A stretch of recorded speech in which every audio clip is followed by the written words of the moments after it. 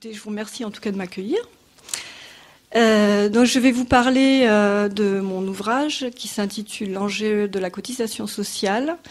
Et donc pour vous parler de l'enjeu de la cotisation sociale, qui est en fait le salaire, voire bien plus que ça, je suis un peu obligée d'en passer par le PIB, donc la production intérieure brute, parce que précisément la cotisation sociale est un morceau de ce PIB. On verra que tout l'intérêt finalement de la cotisation sociale, c'est d'imaginer de l'étendre à l'ensemble du PIB. Voilà, je pose simplement ça en préambule, sachant que je vais développer un peu cette idée et également reprendre quelques éléments qui ont été mis dans le Monde Diplo du mois de novembre. Alors qu'est-ce que le PIB? En fait, c'est la valeur monétaire de ce que l'on crée chaque année. Donc, de ce que l'on crée, quand je dis ce que l'on crée, ce ne sont pas les entreprises qui créent, c'est bien nous autres, salariés et indépendants. Donc, il ne faut pas confondre.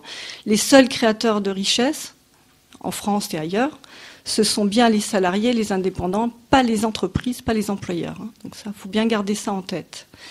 Donc, voilà, tout simplement, le PIB, on peut le représenter comme ça. Alors, le PIB, il est partagé en deux grands morceaux. La masse salariale et le profit. Dans la masse salariale, on va retrouver deux morceaux de nouveau. Donc, la cotisation sociale, qui nous intéresse de près, et le salaire direct. Voilà. Donc, on arrive à ce schéma-là, tout simple. Voilà. Donc, vous avez le profit, la masse salariale, et dans la masse salariale, une partie qui est consacrée à la cotisation sociale et l'autre partie qui est consacrée au salaire direct qui va aux salariés et aux indépendants. La cotisation sociale, tout comme le salaire direct, est du salaire. Alors c'est du salaire, pourquoi? Parce que c'est aussi, comme le salaire direct, un barème qui est adossé à une qualification professionnelle et qui fait l'objet d'une négociation. Une négociation qui intervient entre le patronat et les représentants des salariés. Du côté du salaire direct, et vous verrez qu'on peut transposer à la cotisation sociale, du côté du salaire direct, il est établi dans le cadre de conventions collectives qui font l'objet de grilles salariales. Cette grille salariale comprend un certain nombre de barèmes de salaire qui sont adossés à différents niveaux de qualification professionnelle. Ouvrier, ouvrier non qualifié, non ouvrier qualifié, employé, etc., jusqu'à cadre. Voilà. Donc là, on a bien affaire à un arbitrage politique. Donc vous voyez que ce n'est pas une rencontre entre une offre et une demande, le salaire. C'est bien le fruit d'une négociation politique qui intervient souvent à l'échelle d'une branche, souvent parfois déclinée à l'échelle de l'entreprise, mais qui est bien un arbitrage politique. De même, la cotisation sociale, c'est un ensemble de barèmes. Quand on dit taux de cotisation sociale, on a bien affaire à un barème. Quand on dit taux de remplacement du salaire, par exemple pour le chômeur, par exemple pour le retraité, on est bien dans l'ordre du barème. Quand on dit prise en charge des coûts des soins, par exemple des médicaments, on est bien dans l'ordre du barème. Vous voyez, là aussi, donc, comme le salaire direct, on est dans l'ordre du barème. Pourquoi c'est aussi adossé à la qualification professionnelle? Parce que le taux de cotisation sociale, c'est un taux qui est en fonction du salaire brut. Donc vous voyez qu'indirectement, c'est adossé à la qualification professionnelle. Et c'est également le fruit d'une négociation, d'un arbitrage entre les organisations syndicales et patronales. D'ailleurs, c'est bien pour ça que c'est l'objet de telles luttes. Donc vous voyez qu'on n'est pas, absolument pas dans l'ordre de la charge sociale, comme on essaye de nous le faire dire, mais bien dans l'ordre du salaire, et qu'à chaque fois qu'on attaque la cotisation sociale, on attaque en réalité le salaire. Alors dans le schéma que je vous présentais tout à l'heure, vous voyez qu'on est dans une répartition du PIB, salaire-profit, donc cotisation sociale pour le salaire, qui est une répartition primaire. C'est-à-dire que tout de suite, au moment de la création monétaire, il y a une répartition entre le profit, le salaire direct, la cotisation sociale. Retenez bien qu'il s'agit d'une répartition primaire, c'est-à-dire qu'on n'est pas dans l'ordre de la redistribution, comme pour la fiscalité. J'y reviendrai de façon plus approfondie tout à l'heure.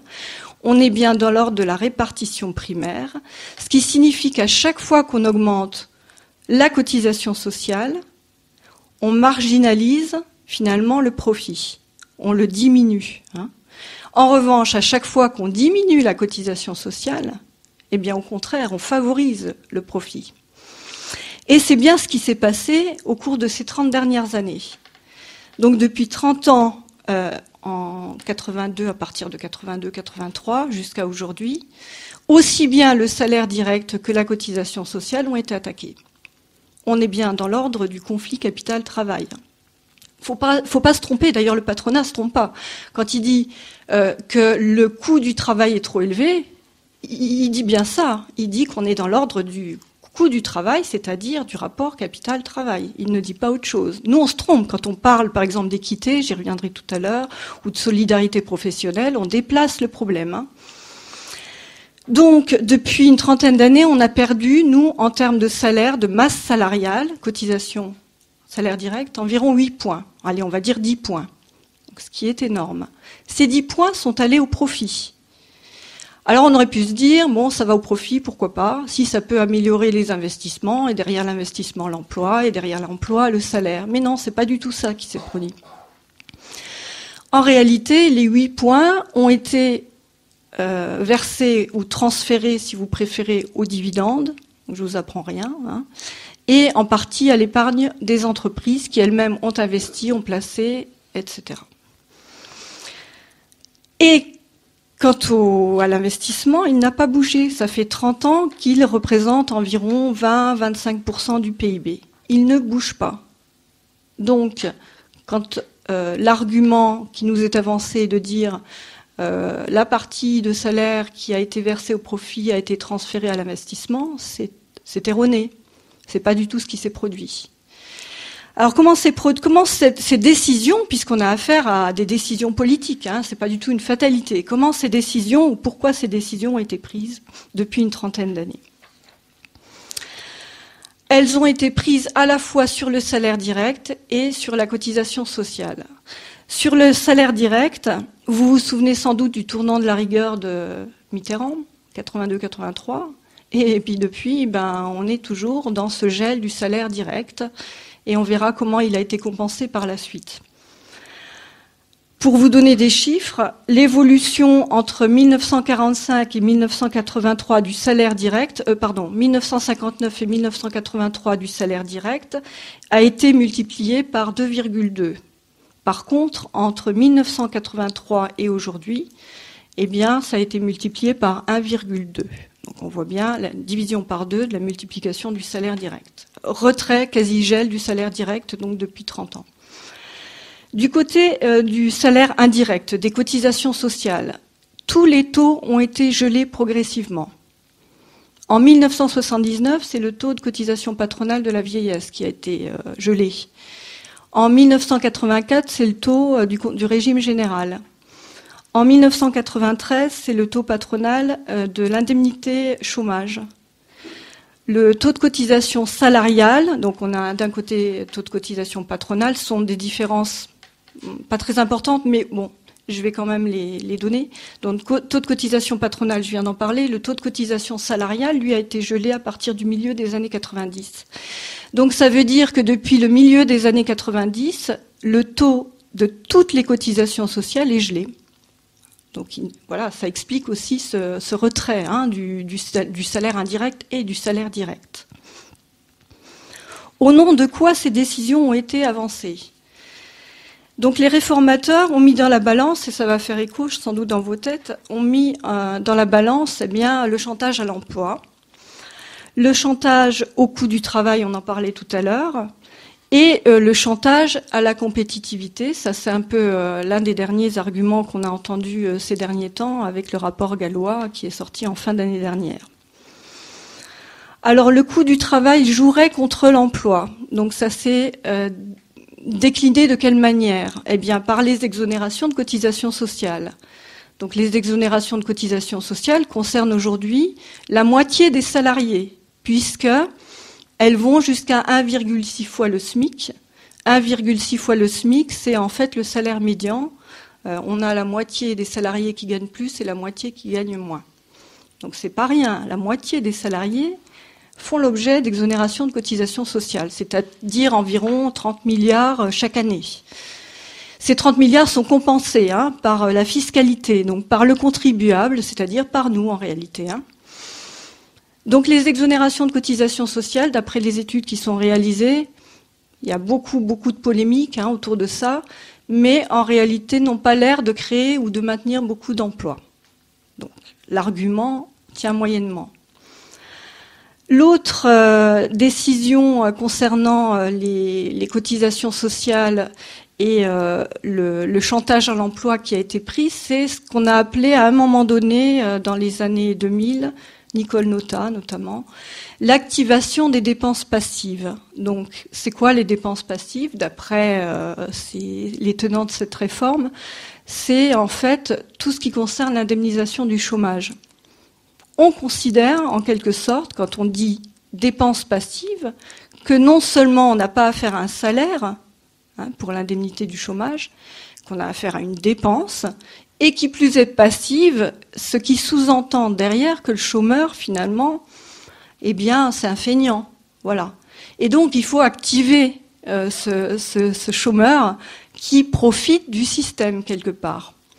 Donc on a inventé l'activation des dépenses passives, donc ça a pris la forme d'une remise à l'emploi à tout prix, de l'offre raisonnable d'emploi, de cette espèce d'engagement qu'il est obligé de signer quand il entre à Pôle emploi pour s'activer, pour trouver du boulot, à tout prix.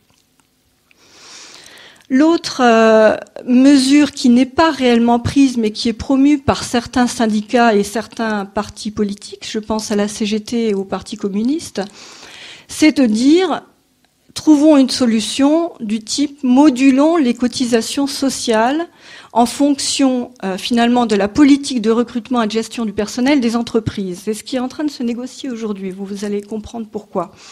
Donc ce que propose ce parti politique et ce syndicat, c'est si l'entreprise recrute en emploi pérenne et qualifié, elle fait l'objet d'un taux de cotisation faible. En revanche, si elle emploie du personnel en faible quantité et plutôt sur des emplois précaires, à ce moment-là, on va en gros la taxer et donc lui faire payer des cotisations supplémentaires. Donc, cette logique, elle va à l'encontre de la cotisation sociale. Elle est en train de dire, la cotisation, c'est une charge sociale, finalement. Elle entre dans le jeu des réformateurs. Et quand elle préconise, par exemple, de mettre un taux de cotisation sociale faible, elle ne fait rien d'autre que d'exonérer de cotisation sociale. Voilà. Et donc, eh bien, ce type finalement de réforme préconisée, c'est quelque chose qu'on entend aujourd'hui avec les débats sur la sécurisation des parcours professionnels. J'ai pas entendu les résultats finalement des débats qui ont eu lieu hier soir tard, puisque j'ai pris mon train tôt. Mais on était un petit peu sur ça, la taxe sur les CDD, etc. C'était ça l'enjeu. Donc on était bien dans ce type finalement de mesure qui ne va absolument pas dans le sens de la cotisation sociale. Alors ça, c'est un des grands morceaux, le chantage à l'emploi, pour dire limitons les cotisations sociales. Et on voit bien que c'est à double tranchant. Si on rentre dans ce jeu-là, on fait le jeu des réformateurs et on considère quelque part la cotisation sociale comme une charge. Je vous rappelle que c'est un salaire. Le salaire des soignants, le salaire des retraités, le salaire des chômeurs, le salaire des parents avec l'allocation familiale. Voilà, on est vraiment dans l'ordre du salaire. L'autre argument qui a été développé pour limiter le salaire direct et le salaire indirect, ça a été la dette. Et je ne vous apprends rien ces derniers temps. Ça a donné lieu, du coup, à une mise en œuvre de la réforme des retraites en France une année plus tôt que prévu. Ça a donné lieu à un gel des dépenses publiques. Donc, je vous parlais tout à l'heure de la RGPP, ça s'appelle aujourd'hui la modernisation de l'action publique, c'est pareil. Voilà. Ça a donné lieu aussi, sous l'ère Sarkozy, à la fin de son mandat, à la TVA sociale. Donc, on fiscalise la sécurité sociale. J'y reviendrai encore une fois tout à l'heure. qui a été abrogé par Hollande, mais qui envisage quand même d'augmenter, qui l'a fait d'ailleurs, d'augmenter la TVA sur certains produits. Donc finalement, on en revient à peu près au même discours que Sarkozy quelque part. Et la dette, eh bien, elle nous ampute à 3 titres finalement. À la fois comme salarié, à la fois comme consommateur, à la fois comme citoyen. Et comme salarié, puisque notre salaire est gelé et les cotisations sont gelées. Comme consommateur, puisque comme notre salaire est gelé, on est obligé de recourir au crédit, on s'endette. Et comme citoyen, eh bien, parce qu'on paye des impôts, et vous voyez la TVA, vous voyez les impôts qui sont en train de nous revenir en boomerang, qui ne vont pas du côté du capital, mais puis qui vont bien du côté du citoyen ou du consommateur. Or, la dette, c'est quoi? C'est finalement un droit de propriété lucrative sur nous autres. On autorise finalement des investisseurs à emprunter sur notre dos à 3 reprises, hein, donc comme consommateur, comme salarié, comme citoyen. Et on lui donne à cet emprunteur finalement la possibilité d'obtenir, de bénéficier d'une propriété qui plus est lucrative puisqu'il y a un taux d'intérêt. Le crédit n'est jamais gratuit ici, hein, voilà. Donc il y a un taux d'intérêt. On est triplement condamné finalement à payer les inconséquences de ces investisseurs ou de ces spéculateurs, on devrait dire. Le 3e argument qui a été avancé pour limiter la hausse des salaires et réduire ou geler plutôt le taux de cotisation sociale, c'est le dernier qu'on a entendu à la fin de l'année dernière, c'est la fameuse compétitivité. Voilà, le chantage à la compétitivité. On nous dit on est dans une société mondialisée, on a affaire à des partenaires qui nous font finalement concurrence. Quand on dit compétitivité, il ne faut pas se tromper de mots, c'est un petit peu comme charge sociale. Compétitivité, ça veut dire concurrence. C'est une guerre qui est extrêmement violente. Je ne sais pas si vous avez regardé le reportage sur Envoyé spécial cette semaine sur les opérateurs de téléphonie mobile. C'est une guerre sans nom, quoi. Hein. Donc c'est pas de la compétitivité, c'est de la concurrence. Il faut dire les mots comme ils sont. Et on ne fait pas une compétitivité entre partenaires. Les Allemands, enfin les producteurs allemands, sont nos concurrents hein, sur ce terrain-là du capitalisme.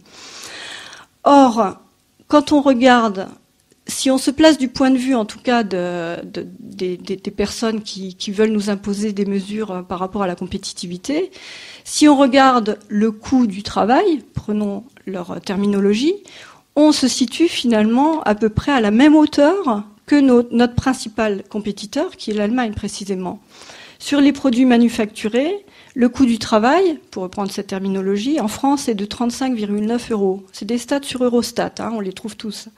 L'Allemagne, c'est 35,4 €. Donc vous voyez, ça joue à quelques centimes d'euros. Donc c'est pas vrai qu'on a un coût du travail plus élevé en France qu'en Allemagne. Tout ça, c'est faux, quoi. Hein. Il faut absolument résister par rapport à ça. Hein. Alors en tout cas, si ces réformes ont eu lieu, puisqu'elles ont eu lieu, elles n'ont pas été sans dommage pour nous autres salariés, sur notre salaire, je l'ai dit, mais aussi sur la figure du salarié. Alors le salaire, il a changé en réalité de figure. Il n'est plus, comme je l'ai défini, ou moins en tout cas comme je l'ai défini tout à l'heure, un barème adossé à la qualification professionnelle, fruit d'une négociation collective. Il est devenu un revenu, et c'est pas du tout la même chose. Il est devenu un revenu qui va être lié à notre productivité ou à nos compétences. À chaque fois qu'il est amputé et qu'il est compensé par du salaire ou du revenu variable, les primes par exemple, eh bien, on a affaire à un autre type de revenu qui n'est absolument pas un salaire, qui est variable, qui est fonction de notre productivité ou de nos compétences selon les grilles. Vous voyez, vous faites tous peut-être des entretiens annuels ou des évaluations annuelles. C'est ça qui est en jeu. Hein. Donc on est en train de nous transformer quelque part en ressources humaines et non plus en salariés. C'est ça l'enjeu. Hein. On devient dans ce cadre-là une force de travail, non plus un salarié porteur d'une qualification. On est soumis aux lois du marché du travail. Alors que la qualification professionnelle nous permet d'éviter cette dérive vers le marché du travail. qui confronte une offre et une demande. On n'est pas, grâce à la qualification professionnelle et le salaire, dans ce schéma-là. Mais à chaque fois qu'on s'en écarte, on se rapproche du marché du travail, de la force de travail, de la ressource humaine. Quand on nous dit direction des ressources humaines, faut avoir peur. Hein. C'est le management, etc. Le management, c'est quoi? C'est une manière, un outil pour augmenter la productivité des gens. C'est rien d'autre. Hein. Toutes les techniques sont mobilisées dans ce cadre-là, hein, dans cet objectif-là. Donc, on a cette première modification, à cause de ces réformes-là, du salaire transformé en revenu, pour ceux qui sont salariés en tout cas. Pour les pauvres, on aurait pu imaginer, par exemple, d'étendre, si la cotisation sociale avait été augmentée, d'étendre finalement la cotisation sociale à eux, pour leur permettre d'avoir droit à une indemnisation, par exemple, du chômage classique. Ce choix n'a pas été retenu. On a inventé à la place la prime pour l'emploi, qui est une fiscalité, hein, qui complète un revenu et non pas un salaire, un revenu insuffisant, ou le RSA, qui a exactement la même vocation. Dans un cas, on est chômeur, dans l'autre cas, on est salarié. Quand on est salarié et qu'on a un revenu insuffisant, on a droit à cette prime pour l'emploi qui est un crédit d'impôt. Et quand on est chômeur, on a droit à un RSA, complété éventuellement d'un revenu issu du travail. Donc on fiscalise le revenu quelque part. De même que quand on compense les exonérations de cotisations sociales par de l'impôt, on fiscalise le salaire. Hein. Ça, c'est le deuxième grande transformation qui a lieu depuis 30 ans sur le salaire direct. Je n'ai pas encore parlé du salaire indirect. La troisième transformation, c'est que si on gèle les cotisations sociales et le salaire, pour le salaire, ceux qui sont suffisamment aisés vont pouvoir placer leur argent et capitaliser. Donc on a finalement 3 niveaux. Hein, c'est ce que veut le patronat. On a pour les pauvres une assistance, pour les salariés lambda, si possible, un revenu le plus possible adossé à la ressource humaine, et pour les plus aisés, eh bien, la possibilité finalement d'investir, de capitaliser, de placer de l'argent. Alors qu'avec le salaire, on avait une homogénéisation de l'ensemble. Ces 3 revenus étaient confondus en un, le salaire, et son extension permettait d'éviter ces écarts entre les 3 figures de salaire dont je viens de vous parler. Ça, c'est la première modification concernant le salaire direct. Concernant le salaire indirect, on a à peu près la même chose.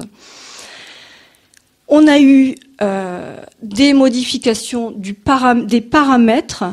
Puisque le gel des cotisations sociales a été décidé, il a bien fallu trouver une solution pour moins payer, moins indemniser, moins soigner, moins financer les retraites, moins financer les allocations familiales.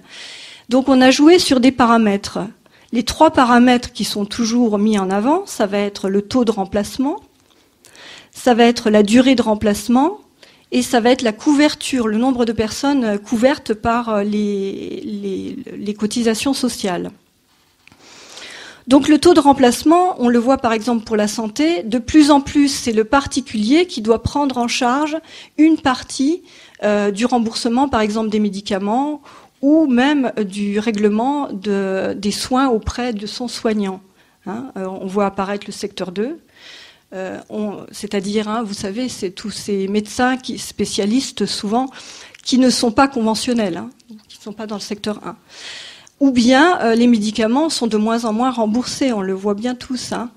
D'ailleurs, je peux vous dire les pourcentages. En 96, on était sur 73% de prise en charge par la sécurité sociale. Aujourd'hui, c'est 69%. Donc ça veut dire que la charge pour les ménages a bien évidemment augmenté. Pour la retraite, on a le même phénomène. Donc on est aujourd'hui sur un taux de remplacement qui est beaucoup plus faible, notamment pour les femmes, parce que des décisions ont été prises du type, au lieu de suivre l'évolution des salaires, la retraite maintenant suit l'évolution des prix. Et on estime, je crois, à 14-15%, peut-être 20%, la baisse finalement du pouvoir d'achat des retraités à cause de ça. Hein. On a aussi évolué vers la prise en compte non pas des 10 meilleures années dans le privé, mais des 25 meilleures années. Donc c'est une façon finalement d'avoir un taux de remplacement plus faible. Pour le chômage, on a inventé en 1992 l'allocation dégressive. Plus le salarié tarde, enfin le chômeur tarde à se reclasser, c'est ce qu'on disait avec l'activation des dépenses passives, moins il percevait d'allocation chômage. Et vous verrez que pourtant, dans les années qui ont précédé les réformes, c'était pas du tout le cas, c'était pas ce choix-là qui était fait. Le taux de remplacement, donc, attaqué de toutes parts. La durée de remplacement, pareil. Quand on regarde les retraites, les dernières réformes, c'est ça. C'est-à-dire qu'on passe à 62 ans ou à 67 ans quand on n'a pas la durée de cotisation requise. Je vais y revenir sur la durée de cotisation requise. Le chômage, pareil. C'est maintenant 2 ans maximum. Et surtout, c'est en fonction de la durée de cotisation antérieure. Ce n'était pas le cas avant. Alors, je vais revenir sur cette idée et cette notion de « je cotise, j'ai droit ». Alors, est-ce que je le fais maintenant ou pas? Je vais vous en dire 2 mots maintenant, quand même. Je cotise ne veut rien dire, en réalité. Je cotise ne signifie absolument rien. Je vous disais tout à l'heure que, je reprends mon schéma du PIB. On est dans de la répartition primaire. Ça veut dire, en fait, que dès l'instant que le PIB apparaît, il est immédiatement réparti entre ces trois volumes. Je vous rappelle, cotisation sociale, salaire direct, profit. Donc, le je cotise ne signifie rien. C'est-à-dire qu'en fait, on est bien dans une répartition primaire, même si le taux de cotisation sociale dans son mode de calcul, qui n'est pas son mode de prélèvement, dans son mode de calcul, c'est bien un pourcentage du salaire brut, mais il n'est pas retiré du salaire brut. Il est retiré du PIB. D'accord ? Il est retiré du PIB. Faut bien avoir ça en tête. Les gens pensent, beaucoup de gens pensent que c'est retiré, c'est du salaire en moins. Non, non, c'est le mode de calcul qui est fait comme ça. Et d'ailleurs, quand on nous le fait apparaître sur la fiche de salaire, c'est à double tranchant parce qu'on a l'impression que c'est retiré de notre salaire. Et non, c'est pas retiré de notre salaire. C'est bien parce qu'on voit le montant et ça fait apparaître ça comme du salaire, paradoxalement, mais c'est pas retiré du salaire, c'est retiré du PIB, comme le salaire direct, comme le profit. Il n'y a pas du tout de différence, on est dans de la répartition primaire. Donc je cotise ne signifie rien, à tel point que pour par exemple la maladie, la moitié des bénéficiaires de l'assurance maladie, ce sont nos ayants droit.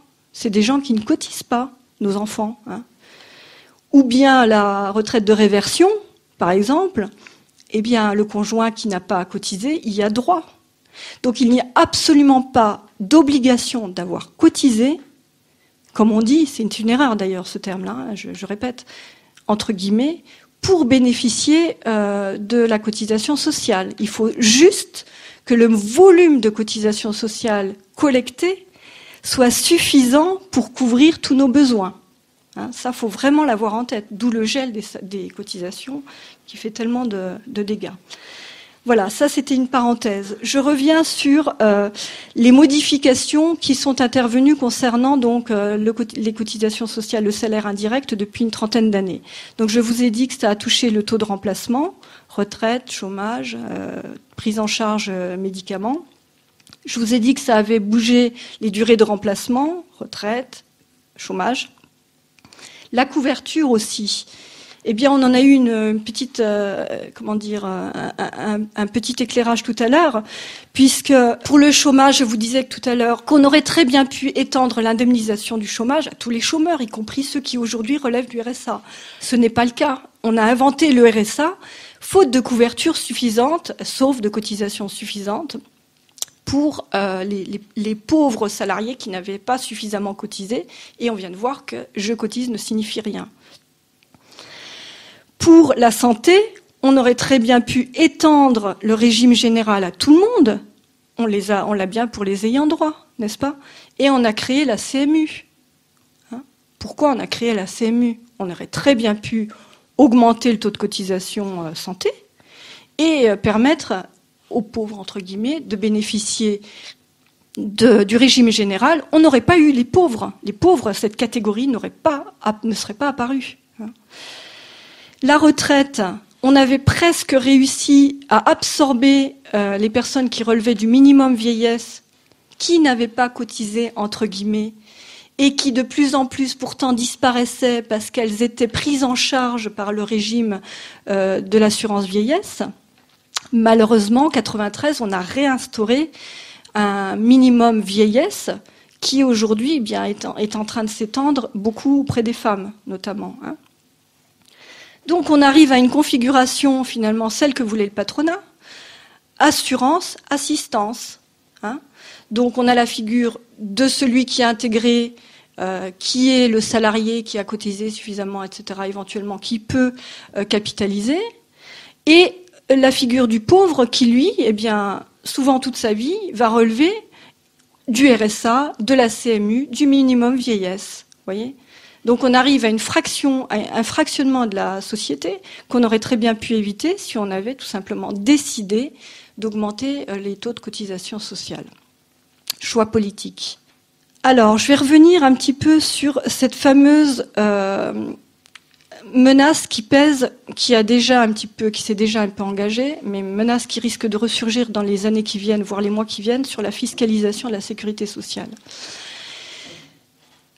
Comme les taux de cotisation ont été gelés, il a bien fallu trouver, malgré tout, des moyens supplémentaires. Donc ces moyens supplémentaires, on va remercier Rocard, c'est la CSG. La CSG, qui est un impôt, en réalité, et qui va compléter la cotisation sociale de plus en plus, puisque aujourd'hui, je crois que c'est de l'ordre de 20-25% finalement du financement de la Sécu. Donc ça prend pas mal de place. Et dans les projets qu'on voit circuler ici ou là, du PS, Piketty, Bozio, etc., ce serait de fusionner en fait l'impôt sur les revenus direct avec la CSG. Peu importe, c'est de l'impôt. Alors, qu'est-ce que c'est que l'impôt ? L'impôt, en fait, c'est de la redistribution. Je reviens sur ma répartition primaire. Souvenez-vous, PIB, nos trois répartitions. Je vous ai dit tout à l'heure qu'à chaque fois que la cotisation sociale augmente, elle marginalise le profit. D'accord ? De même un peu pour le salaire direct. Mais restons sur la cotisation sociale. Ce n'est absolument pas le cas quand on a affaire à de la fiscalisation. Pourquoi ? Parce que c'est de la redistribution. Pour qu'il y ait fiscalisation, il faut qu'il y ait eu répartition primaire. Imaginons, pour mieux comprendre, qu'on n'a plus du tout de cotisation sociale. Toute la sécurité sociale est financée par de l'impôt. Donc on arrive à une répartition du PIB en deux morceaux. Salaire direct, profit. La CSG ou tout autre impôt est prélevé une fois que cette répartition a eu lieu sur le salaire direct et sur le profit.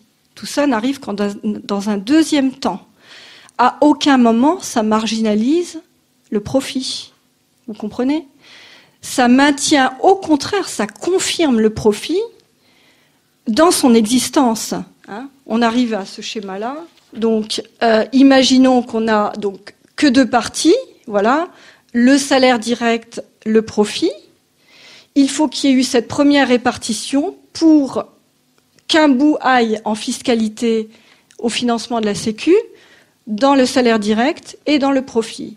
On confirme dans tous les cas le profit et même le salaire direct. Bon, ça, c'est un autre débat, je pense que Bernard vous en parlera.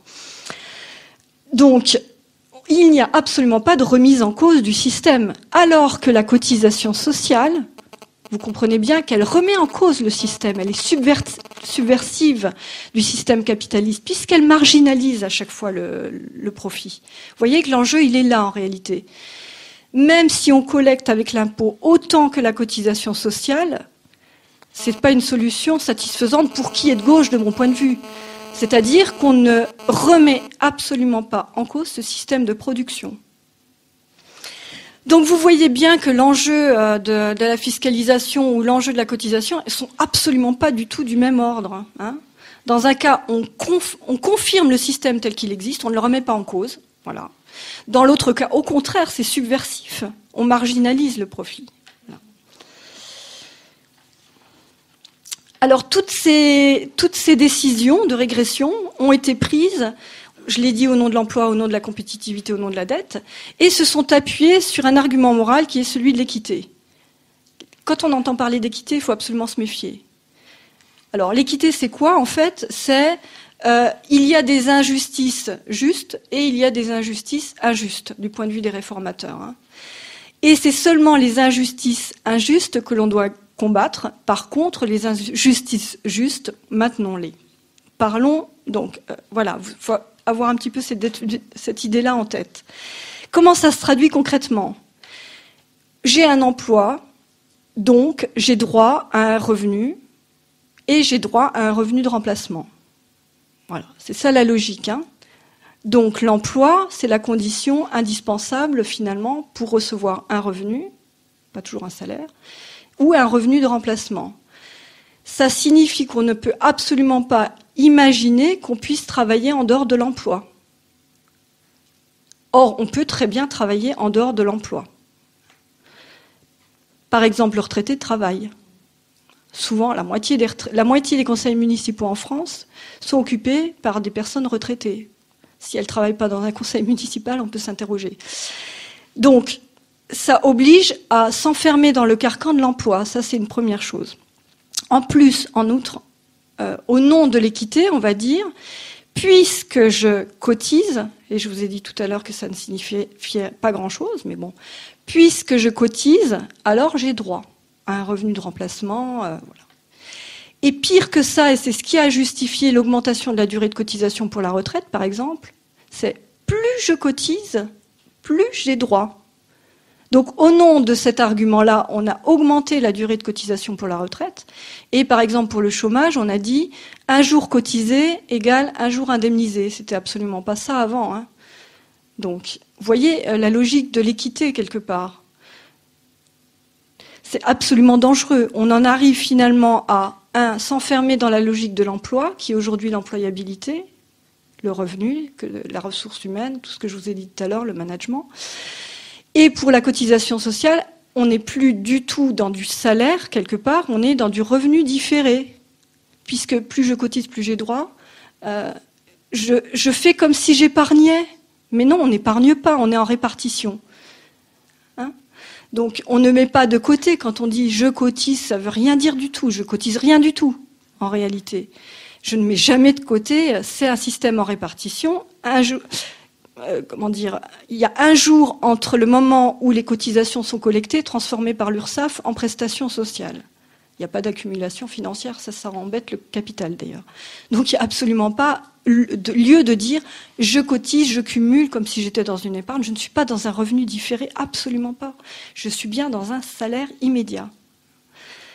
Donc vous voyez, la logique de l'équité est absolument mortifère, elle est très dangereuse. Et c'est au nom de cette équité, vous écouterez, hein, les discours, c'est absolument incroyable, hein, c'est à toutes les phrases. Le PS, même les opposants parfois parlent d'équité. Donc il faut absolument faire attention, en système capitaliste en tout cas, à cette expression d'équité. Et l'équité en soi peut être bonne, mais si on n'est pas dans ce système, dans cette logique-là de régression des droits en système capitaliste. Alors, toutes les réformes sont prises en ce nom-là.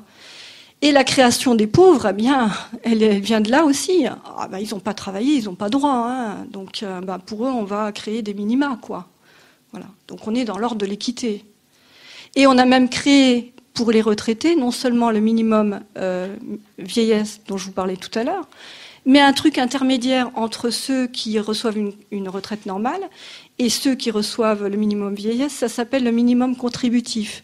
Donc ce sont des gens qui ont travaillé, mais pas assez.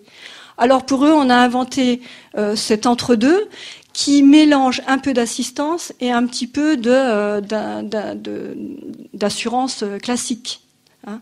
Donc c'est en proportion du nombre d'années cotisées qu'on reçoit un remplacement, complété par un forfait, voilà, minimum vital. Donc on en arrive finalement à nos trois catégories de tout à l'heure. Hein. avec ce schéma d'absence d'homogénéisation de la population et de fracture interne. Alors les opposants, eux, ils ont été faibles. Moi, je me suis beaucoup questionnée pour comprendre pourquoi ils n'avaient pas remporté la bataille, finalement, parce que tous les arguments étaient là, quoi. Et les opposants, ils avancent quoi comme argument? C'est assez surprenant pour moi. C'est par exemple le Front de gauche, voilà, le PC, la CGT, Sud, la CNT, etc., qui, eux, parlent de la solidarité professionnelle. Donc ils sont aussi sur un argument moral, quelque part, au lieu de situer le débat, comme on l'a vu tout à l'heure, dans l'enjeu entre le travail et le capital. Comme le patronat le fait quand il dit coût du travail, je répète, il est bien dans le conflit capital-travail. Et il se dérobe pas là-dessus. Mais les opposants, si. Eux, ils se mettent à côté. Donc, ils parlent de solidarité professionnelle. Et dès l'instant où ils parlent de solidarité professionnelle, eh bien, ils glissent sur un autre terrain. Alors, non seulement ils glissent sur un autre terrain que l'enjeu capital-travail, mais en plus, ils fractionnent les luttes. Pourquoi ? Parce qu'on ne défend jamais le salaire direct au nom de la solidarité professionnelle. Donc on ne peut jamais défendre en même temps la cotisation et le salaire direct. Pourtant c'est la même chose. On a vu que la définition était identique. Donc dès l'instant où on dit je défends la retraite au nom de la solidarité professionnelle, je ne peux pas dire je vais défendre mon salaire au nom de la solidarité professionnelle. Ça n'a pas de sens. Donc déjà là on fractionne l'objet salaire. C'est pas bon, quoi. Mais en plus, à l'intérieur de l'objet cotisation sociale, il y a un nouveau fractionnement qui s'opère avec la solidarité professionnelle entre ce que les réformateurs d'ailleurs, mais aussi les opposants appellent les risques professionnels et les risques universels. Ça aussi, c'est une invention qui n'a pas de sens en réalité. Donc, que nous disent les réformateurs, mais aussi les opposants? Ils nous disent il y a des risques professionnels, c'est la retraite, le chômage. On ne sait pas bien pourquoi, en réalité. Et il y a des risques universels qui sont la santé et les allocations familiales. Donc, deuxième fracture par rapport à tout à l'heure. Au nom de quoi? On est dans le même système. On est dans un système identique, en réalité, de fonctionnement entre les 4 risques actuels de la sécurité sociale. Pourquoi fractionne-t-on? Au nom de l'équité, encore une fois, pour dire la santé, tout le monde y a droit. Comme si le chômeur était responsable de sa situation. Comme si la femme qui n'a pas suffisamment cotisé, entre guillemets, est responsable de sa situation et finalement, voilà, doit tomber dans le minima. Au nom de quoi parle-t-on de risque universel, de risque professionnel? Toujours est-il qu'on est dans ce nouveau fractionnement qui fait que quand on va lutter dans la rue, on va argumenter sur la solidarité professionnelle pour le chômage, pas trop, mais en tout cas pour la retraite, oui, mais jamais pour les 2 autres risques. Voilà. Et on fractionne la sécurité sociale, ce qui fait que la visibilité de la sécurité sociale est devenue opaque, si je puis dire. Les gens savent-ils quelles sont les branches qui relèvent de la sécurité sociale et qu'elles fonctionnent toutes de la même manière, exactement toutes de la même manière. Les caisses, on collecte la cotisation, on la reverse en prestation, tout ça en une journée, sans accumulation financière, je répète. Donc, un système par répartition, rien ne justifie qu'on fractionne de nouveau ces risques. Deuxième fractionnement. Et il y a un troisième fractionnement, par exemple, pour la retraite. Quand on dit régimes spéciaux, quand on dit régime général, quand on dit régime des cadres, quand on dit régime des non-cadres, on est de nouveau dans un fractionnement interne, juste à la branche retraite pour le coup. Et donc là, les professions, par exemple les cheminots, ils ont manifesté de leur côté, d'autres EDF a manifesté de son côté, régime public pareil, et ainsi de suite. Donc on fractionne les luttes forcément. Et oui, voilà. Donc on est dans le professionnel, dans la corporation quasiment. Bon, ça tient à l'histoire. Mais en attendant, c'est toujours relayé par nos syndicats qui nous appellent dans les rues. Et évidemment, les réformateurs s'appuient là-dessus dans leur agenda. Ils ne vont pas tout réformer d'un coup. Au contraire, ils vont fractionner les réformes. Et bien, on en arrive, voilà, malgré le nombre important de manifestants dans la rue, à un fractionnement des luttes. Donc pour moi, c'est vraiment dommage. Alors, En réalité, donc je vous le disais tout à l'heure, l'enjeu de la cotisation sociale, c'est de dire c'est du salaire.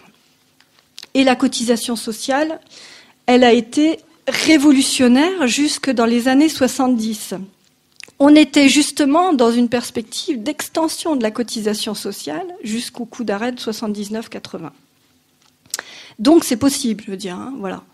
Et Croizat, qui a mis en place ce système de sécurité sociale, a été un visionnaire extraordinaire. En 2 ans de temps, ce ministre communiste a mis en place un système extraordinaire.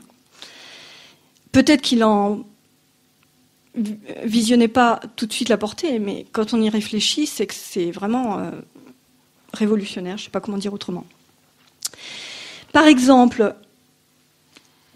pour ce qui concerne la santé, aujourd'hui on se dit, ouais, les médecins ne veulent pas revenir sur leurs tarifs, et notamment sur le secteur 2, oulala, écrit cri d'orfraie, etc.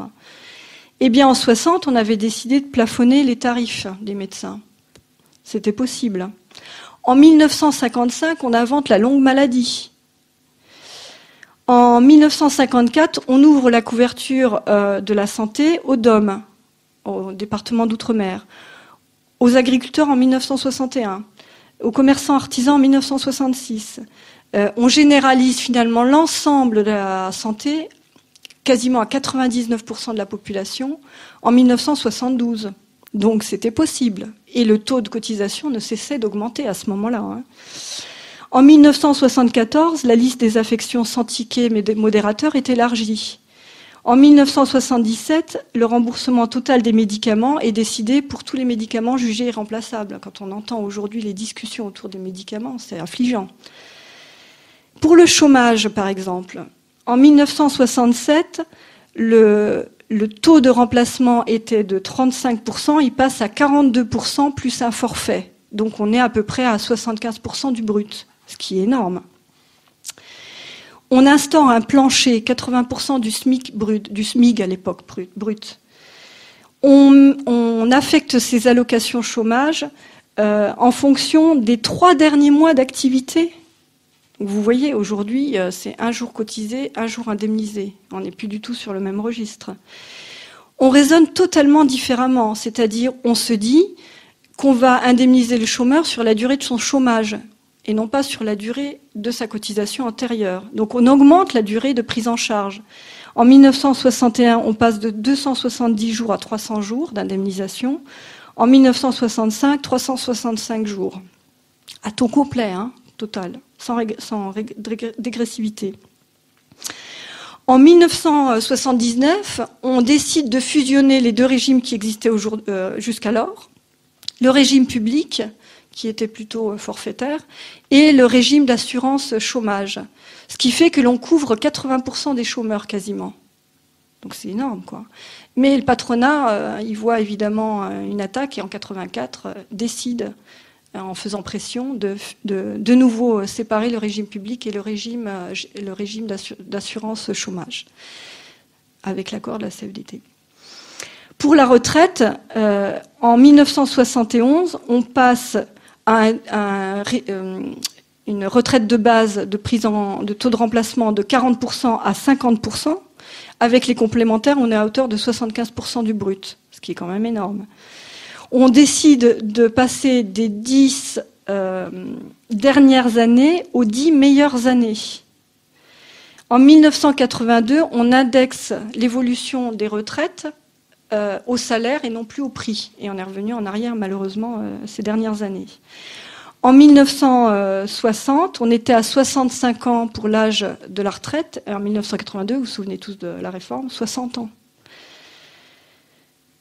On était en répartition en couverture à un minimum vieillesse qui couvrait 54% des retraités en 1970 et 46% pour le régime d'assurance retraite. Et en 1985, 25% pour le minimum vieillesse au lieu de 54% avant et 75% pour le régime d'assurance vieillesse. Donc vous voyez, on avait inversé complètement les tendances antérieures, quoi. C'était un progrès énorme. Alors je vais revenir brièvement sur la notion de qualification professionnelle et je vais bientôt en arrêter là.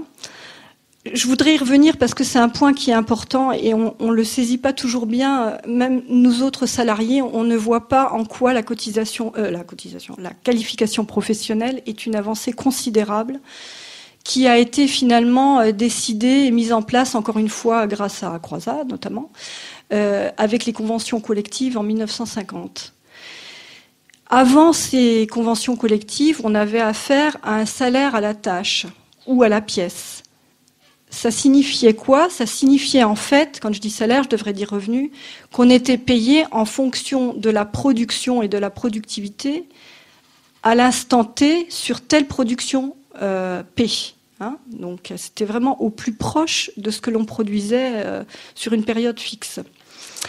Donc la grande avancée de la qualification professionnelle a été de dire on n'est pas payé en fonction de ce que l'on produit à l'instant T de cette production X, on est payé en fonction d'une production, en général, qui est le fruit d'une négociation politique entre les organisations syndicales et patronales. Donc on n'est plus du tout sur le même critère d'affectation du salaire. Donc ça, c'est une grande avancée. Mais qui ne va pas suffisamment loin. Pourquoi? Parce que la qualification professionnelle, en tout cas dans le secteur privé, elle est affectée non pas à la personne du salarié, mais elle est affectée au poste qu'il occupe. Dès l'instant où il est licencié, forcément, il perd cette qualification. Elle est mise en danger, du moins. Et le patronat a bien compris, d'ailleurs, cette dimension-là, quand il a proposé que les chômeurs soient soumis à l'offre raisonnable d'emploi, qui permet finalement d'obliger un chômeur à accepter, au bout de 3 offres d'emploi, un poste sous-qualifié par rapport à sa qualification antérieure. Donc là, on voit bien le danger du fait que la qualification, elle soit affectée au poste et non pas à la personne du salarié. Ce qui n'est pas le cas pour la fonction publique. C'est toute la force, finalement, de la fonction publique, notamment. C'est que le fonctionnaire, il porte sa qualification professionnelle, c'est son grade en fait. Où qu'il aille, quelle que soit la fonction qu'il occupe, il transporte ce grade-là et à aucun moment son salaire est menacé d'être diminué, puisque il y a une continuité et même une augmentation, c'est plutôt ascendant sur la carrière du fonctionnaire. Donc vous voyez que la révolution, la deuxième révolution qui pourrait avoir lieu avec la cotisation sociale serait d'affecter à tous les salariés finalement une qualification personnelle pour qu'il évite de la perdre quand il perd son poste. Alors dans l'immédiat, évidemment, difficile de négocier tout ça, mais tout est possible, on l'a vu avec la cotisation sociale finalement avant que les régressions interviennent. Dans l'immédiat, on pourrait revendiquer tout simplement une hausse des cotisations sociales et non pas les considérer comme des charges sociales, j'y reviens pas. Une hausse évidemment du salaire brut. On pourrait aussi, au niveau de la négociation dans les caisses, revendiquer ce qui existait avant 1967, j'en ai pas parlé. Avant 67, c'était 2/3 de représentants salariés qui décidaient de la gestion des caisses et 1/3 du patronat.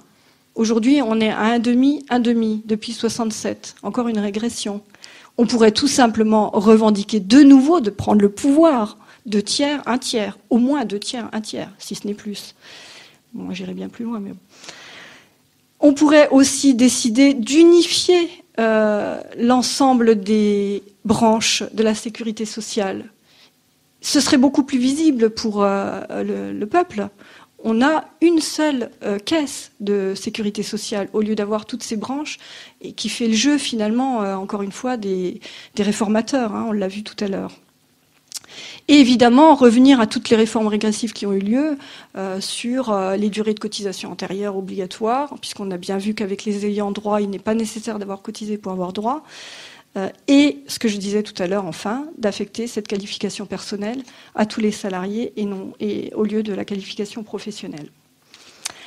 Et en allant un peu plus loin, pourquoi ne pas imaginer d'étendre cette merveilleuse invention qu'est la cotisation sociale à l'ensemble du PIB? C'est-à-dire de créer, en fait, 3 caisses cette fameuse caisse de cotisation sociale qui finance toujours les retraites, etc., etc. Une cotisation salariée qui permettrait de financer le salaire direct, et une cotisation investissement qui remplacerait le profit. Et cette cotisation investissement, évidemment, il n'y aurait pas de dividende. Elle permettrait tout simplement de choisir collectivement des investissements qu'il y a à faire dans notre société pour créer les richesses nécessaires à l'ensemble, voilà, des habitants de ce pays. Voilà. Alors ce projet-là qui est moins dans mon livre, donc je le développerai moins, et peut-être que Bernard vous en parlera la prochaine fois. On le développe dans le cadre de Réseau Salariat. Si ça vous intéresse, voilà, il y a quelques brochures qui expliquent un petit peu cette démarche-là. Ça vaut 2 €, à vous de voir. Voilà. Je vous remercie de votre attention. Merci pour votre intervention là, qui est aussi claire que votre... le papier dans le diplôme, et c'est vrai que c'est important qu'on puisse revenir un peu sur tout le système en fait. Vous décrivez les choses vraiment, je trouve, de façon très pédagogique. Et alors, je voulais juste revenir sur ce que vous disiez sur la notion d'équité dans le système capitaliste ou cette notion de solidarité professionnelle. Vous avez bien précisé dans le système capitaliste. Et à mon avis, c'est essentiel. Mais en fait, ma question, ce sont deux notions qui sont très judéo-chrétiennes, en fait. Oui, au bout du compte. Oui, c'est très judéo-chrétien. Après, peut-on vivre dans une société sans morale quelque part, hein? C'est ça la question finalement. Et comment garantir cette morale-là? Alors, il nous faut des notions et qui peuvent être de l'ordre de la justice sociale. Voilà. Alors ça, c'est l'argument évidemment qui est dominant aujourd'hui. Mais dans un autre système qui ne serait pas un système capitaliste, on pourrait bien évidemment imaginer aussi on vit en collectivité. Sinon, on tombe, de mon point de vue, dans le risque de l'état de nature que décrit Hobbes, voilà, où le plus fort l'emporte sur le plus faible. Bon. Donc peut-être faut-il des garde-fous moraux quand même dans la perspective d'une autre société. Mais dans cette société-là capitaliste, je pense que ces notions sont dévoyées. En tout cas, celle de l'équité, elle est dévoyée pour moi. Celle de la solidarité professionnelle, qui n'est pas la solidarité nationale, hein. Une différence. Hein. La solidarité nationale, c'est l'impôt. Hein. La solidarité professionnelle, qui est liée quand même au salaire, elle est pour moi déplacée, puisque c'est pas le cœur finalement de l'enjeu, de mon point de vue.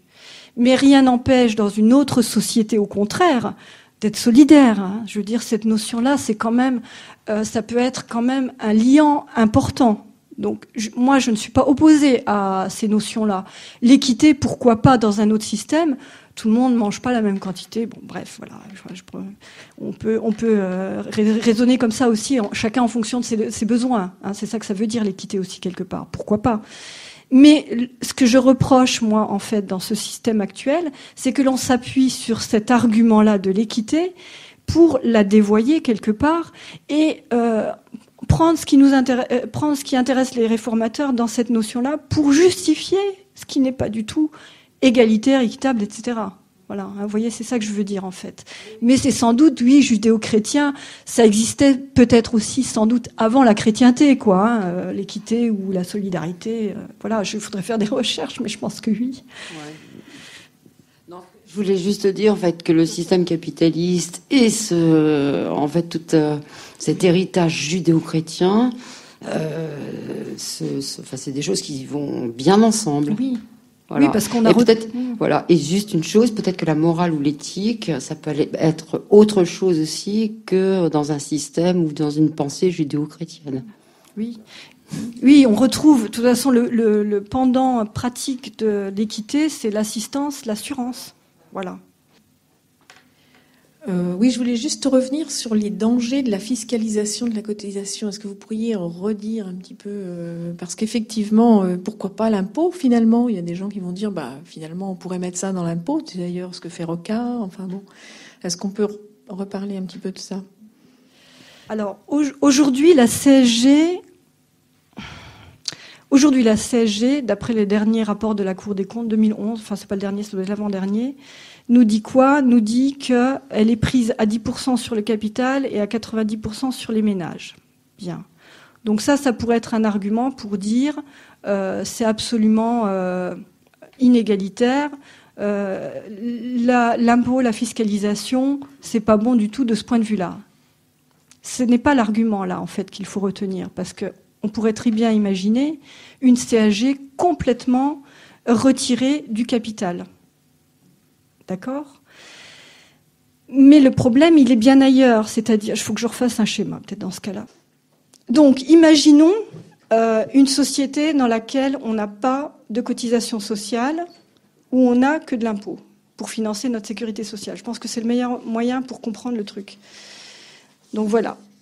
J'arrive à mon PIB en fin d'année, il se répartit en 2 morceaux, voilà, salaire direct et profit. On est dans la répartition primaire. C'est bien pour ça que j'insistais tout à l'heure sur la répartition primaire, première. Il faut comprendre première. A lieu cette première répartition-là. Bien, je dois alimenter mes caisses de sécurité sociale. Qu'est-ce que je fais? Je crée une CSG, je m'appelle Rocard, et donc je vais prendre un bout du salaire, voilà, prenons-le n'importe où, là par exemple, hop, j'alimente ma caisse de sécurité sociale, et puis je prends une partie, alors je vais peut-être faire ça comme ça, et je prends une partie du profit aussi, voilà, pour alimenter ma caisse de sécurité sociale. Donc je suis dans de la redistribution. Ça se passe en 2 temps. Ça signifie que je ne remets pas en cause cette répartition primaire entre le salaire direct et le profit. Donc j'admets le profit. D'accord ? Je dis, ce système-là, pour moi, fonctionne simplement pour des vertus de justice sociale, de cohésion sociale, d'équité, etc. Je prends en compte dans une caisse de sécurité sociale un impôt qui va après financer tous les besoins, que ce soit santé, retraite, etc., etc. Si on part maintenant de la cotisation sociale, donc je vous disais tout à l'heure que c'est toujours de la répartition primaire. J'ai pas tout à fait le même schéma. On va le faire plus petit. Donc je vais avoir, voilà, mes 2 gros morceaux comme d'habitude. Donc profit, salaire direct. Et puisque je suis dans la répartition primaire, j'ai mes cotisations sociales qui sont directement affectées à ma caisse de sécurité sociale. À chaque fois que je vais augmenter ma cotisation sociale, c'est un ajout de valeur en réalité. À chaque fois que je vais augmenter ma cotisation sociale, je vais en réalité marginaliser mon profit. Pourquoi ? Parce que si je convertis ce volume-là en pourcentage, j'arrive, bon, allez, je vais dire, aujourd'hui, on est à peu près à 60-40. Ça, c'est 60, ça, c'est 40%. Ici, j'ai à peu près 40%, 60% entre les deux là. D'accord ? Donc, je reviens sur mon idée d'augmenter la cotisation sociale. En volume, ça va me faire un truc comme ça. En volume, je rajoute de la cotisation sociale. Voilà. J'ai augmenté mes taux, bref. Ici, je reste avec mon salaire direct comme avant. Ici, je reste avec mon profit comme avant. Mais quand je bascule le tout en pourcentage, et je vais arriver, je vais dire un peu n'importe quoi, mais bon, je vais arriver à quelque chose qui va être de cet ordre-là, en réalité. Salaire direct qui reste à peu près pareil, comme ça. Par contre, ici, je vais avoir 50, je sais pas, je dis n'importe quoi, je vais avoir 50 ici, hein. Donc là, voilà, ici, je vais les prendre sur le profit en réalité, hein, mais alors 30, je sais pas, je dis 4 fois 20. Bon, c'est pas bon, les pourcentages sont pas bons, mais en gros, en pourcentage, je vais amoindrir le profit en réalité. Et c'est l'inverse qui s'est produit justement.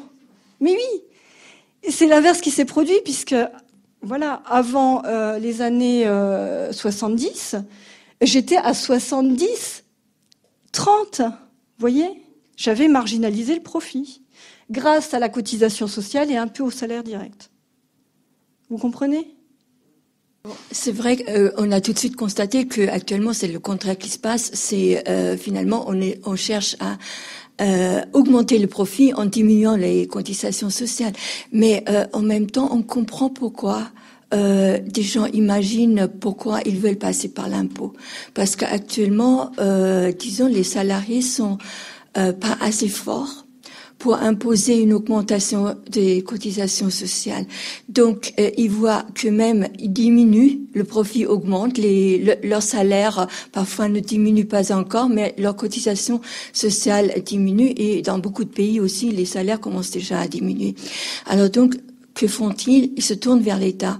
Disons, on a maintenant un gouvernement de gauche et même quand on l'a pas, on essaie de faire pression sur le gouvernement pour qu'il agisse par l'impôt. Pour sauver ce que l'autre côté, donc le patronat qui est en position de force actuellement, cherche à le reprendre. Donc on est dans cette situation. Alors maintenant, cette situation, nous, on se demande pourquoi. Enfin, c'est bien de dire maintenant, côté notion, côté concept, côté un peu philosophique, c'est mieux d'avoir des cotisations salariales que de passer par l'impôt, parce que c'est lié à notre travail, c'est lié à la, disons, à notre société. C'est-à-dire, ça renforce le salariat d'avoir ces cotisations sociales, mais ça le renforce pas quand il n'est pas possible de l'imposer. Donc, par tactique, je crois qu'actuellement, beaucoup de gens sont plutôt tentés à agir par l'impôt, tout simplement parce qu'ils se disent actuellement, on n'est pas assez fort. Parce que ceux qui demandent ça ne payent pas d'impôts. Ça peut être un argument aussi. Et puis, je suis pas sûre que les gens aient en tête le schéma. Ils pensent que c'est un problème technique quelque part, que c'est de l'ordre de la technique et pas de la politique, alors que c'est tout à fait un enjeu politique. Je me demande, est-ce que c'est possible un jour de revenir sur la société sécurité sociale qui était engagée par Ambroise Croizat dans les années 87, je crois. 47, pardon. Oui, c'était en 45. Voilà. De revenir à ce que Croizat avait... Cette loi d'Ambroise Croizat, qui était une loi même, on peut dire, fondamentale, comme vous disiez tout à l'heure, révolutionnaire surtout, à cause des personnages qui étaient engagés comme syndicalistes et communistes à cette époque-là. J'aimerais bien.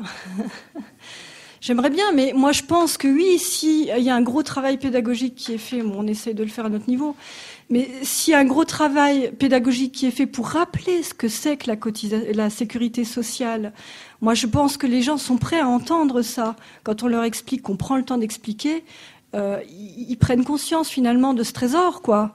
Et à ce moment-là, on est en capacité de le défendre et de descendre dans la rue pour le défendre, ce trésor-là. Mais si on n'a pas conscience de ça, on se dit, ouh là, il y a cette chape de plomb, on en parlait tout à l'heure, qui est au-dessus de la société, parce que le discours dominant, il nous emprisonne quelque part. On ne peut pas imaginer que la cotisation sociale est révolutionnaire, tout simplement, quoi, je pense. Voilà. Oui. Je reviens, moi j'avais cru comprendre quand j'ai lu votre papier que, en fait, aussi un autre avantage, c'est que tout ce qui était pour la cotisation sociale n'était attribué que à la cotisation sociale, alors que l'impôt peut être en fait réparti au bout du compte sur n'importe quoi en fonction des enjeux politiques, des projets politiques en fait. Est-ce que c'est ça ou... Alors, c'est pas exactement ça, parce que la CSG, elle est vraiment, dédiée aux caisses de sécurité sociale. Hein. Donc là, il n'y a pas d'ambiguïté possible. Ça peut être un impôt affecté, on appelle ça un impôt affecté. Donc ça pose pas de problème. Par contre, le lieu de la négociation de l'impôt, c'est le Parlement ou le gouvernement. Donc, ça échappe, de mon point de vue, en l'état actuel des institutions plus ou moins démocratiques qui nous gouvernent, ça échappe pour moi au peuple, plus en tout cas que les caisses de sécurité sociale, dont il faut revendiquer un retour aux 2 tiers, un tiers. Hein. Sinon, effectivement, voilà, le pouvoir, il nous échappe aussi en partie. Mais malgré tout, et pour revenir sur la question évoquée tout à l'heure par Madame, la décision de l'impôt, elle revient à l'État, mais la décision des taux de cotisation sociale revient aujourd'hui à l'État, depuis toujours, sauf pour l'indemnité chômage, malheureusement de mon point de vue, mais bon. Pourquoi ? Parce que c'est établi par voie réglementaire. Donc c'est bien l'État qui décide de geler les taux de cotisation sociale. Hein. C'est pas une autre instance. Moi, je préférerais que ce soit dans le cadre des caisses de sécurité sociale, que ce soit négocié, comme c'est le cas pour l'UNEDIC, qui a fusionné avec Pôle emploi, malheureusement, au lieu de fusionner avec la sécurité sociale, d'ailleurs, en passant. Hein. Donc ça, c'est un autre choix, c'est l'activation des dépenses passives. Hein. On a mis côte à côte l'accompagnement du chercheur de l'emploi dans sa recherche d'emploi, du chômeur dans sa recherche d'emploi, avec son indemnisation. On aurait pu très bien penser l'indemnisation au même titre que les autres branches de la Sécu. C'était comme ça que c'était envisagé au début, en 1945. L'UNEDIC n'a été créé qu'en 1958 pour des raisons budgétaires, des raisons de conflit entre FO, la CGT, et pour des raisons que le chômage n'était pas très élevé après-guerre. Voilà. Mais quelle erreur d'avoir fusionné Pôle emploi avec, la NPE avec l'UNEDIC dans Pôle emploi. On n'a pas fait le choix, et j'ai pas entendu les opposants là-dessus, dire, eh bien, on colle l'UNEDIC à la sécurité sociale avec le reste, quoi. C'est une autre branche, comme l'indépendance qu'on pourrait créer, comme pourquoi pas une allocation au logement issue de la cotisation, etc. Le transport, bon, on peut toujours, voilà, on peut étendre la cotisation. Hein. Oui, alors justement, vous parliez des syndicats, c'est un peu atterrant ce qui se passe au niveau des syndicats. Moi, je suis un peu surprise de ce que vous dites là, c'est-à-dire ils sont pas au courant, ils font exprès, qu'est-ce qui se passe ? Parce que nous, on n'est pas au courant. Bon, mais bon, voilà quoi. On apprend, on découvre, on essaye de se mettre au courant. Mais les gens qui sont en train de négocier aujourd'hui avec le patronat sont pas au courant de tout ça ? Si. Alors bon, les syndicats, chaque syndicat n'est pas un tout homogène. Il y a des courants à l'intérieur des syndicats. Donc, un syndicat que je connais un peu mieux, la CGT, il y a des courants forts à l'interne de la CGT. Par exemple, l'UGICT, donc c'est la CGT des cadres, revendique une retraite sans cotiser et à taux plein, d'accord ? Le discours de la Confédération de la CGT, c'est pas celui-là. Voyez ? Donc il y a des luttes internes fortes. Hein. Maintenant, voilà, il y a cette idéologie dominante qui domine aussi dans les syndicats. Et on peut se questionner effectivement sur leur rôle, leur capacité à lutter, leur réelle motivation, même parmi ceux qui sont les plus opposants. On ne peut pas assimiler non plus FO, CGT, CFDT, c'est pas vrai, ou Sud, il y a vraiment des différences, mais il y a un mouvement réformateur qui commence à manger un peu beaucoup. Ouais. Moi, j'ai une question un peu basique de terminologie. Est-ce que vous pouvez préciser ce que vous entendez par cotisation on doit entendre cotisation comme salaire. Pouvez-vous définir pourquoi appellation salaire ? Alors, je reviens sur ce que j'avais dit un petit peu au début, mais bon... C'est quoi le salaire direct ? Donc, le salaire direct, c'est, je disais tout à l'heure, un barème, hein, qui est dans une grille salariale. On a un barème qui est fonction d'une qualification professionnelle et qui donne lieu au salaire.